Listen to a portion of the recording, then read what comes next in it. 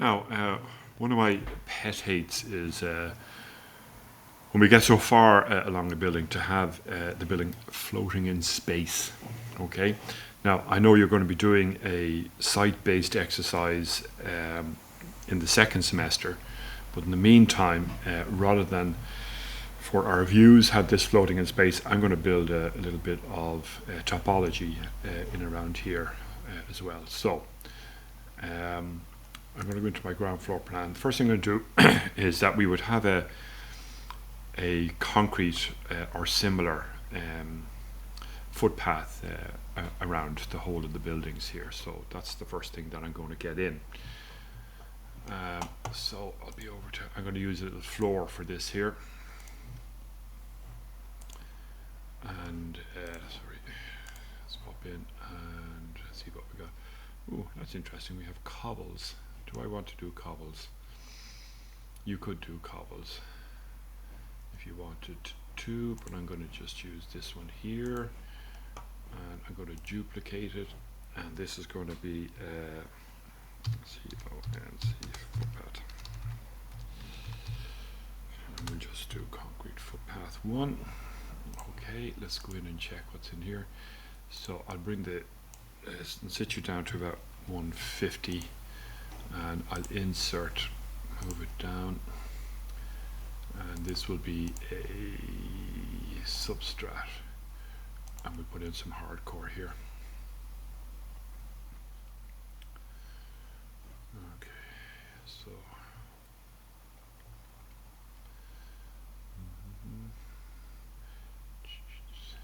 right, let's go right down to site here.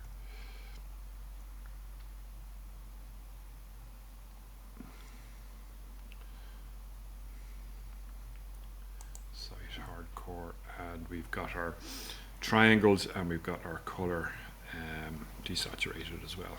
Okay, and we put in 150 of that as well. Now, okay, so that's that. For the solid fill, let's do a grey. Right, now we're going to use our, I could use my pick lines, but I think this might be a little bit quicker. Okay, so I just want the edge of the wall here, all the way over to the edge of the wall there. All right, now we'll use our pick lines. We'll just put these in all the way across here.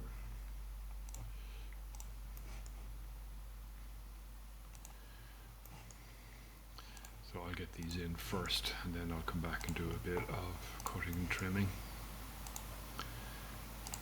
Now I need to split a lot of these lines here. So I'll split that one, split that one, split that one, and I'll split that one. Now I can use my trim.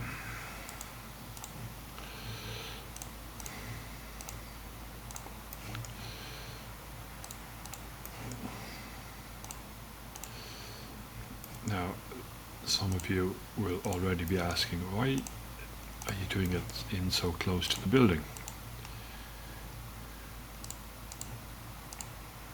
And we need to do a little to this.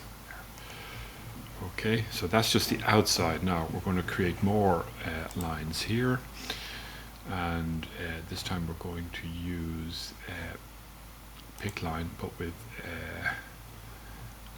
offset. So we're going to offset these 1200, let's say. Right, let's see if that'll work. Yeah. Now I don't necessarily need to use the pick line here, and I'll offset that one 1200 as well, and we will trim those two, the outside ones, that one, do that one. Okay. Line is not closed. All right. Continue, and there's a bit more trimming to be done here. There it is.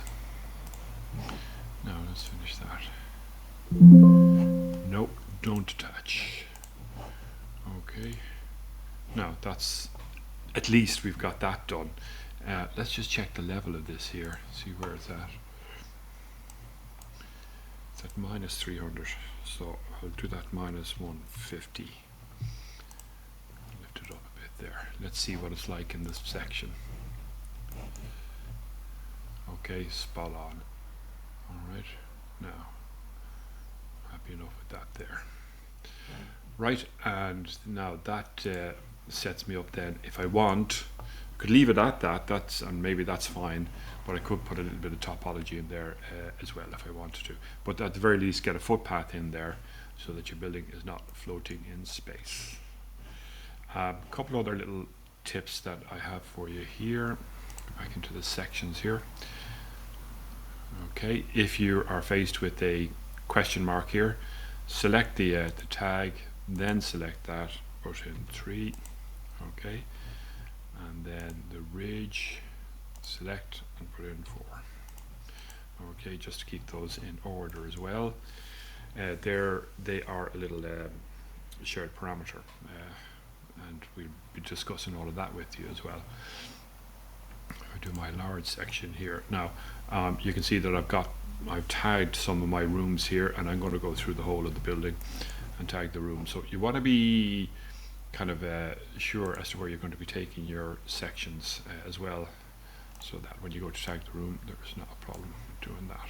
Maybe something like that there, or if you wanted to go through the stairs. So I'll take a look at the brief and find out exactly where Pierce is looking for your wall sections from which you will develop your detail sections. Okay.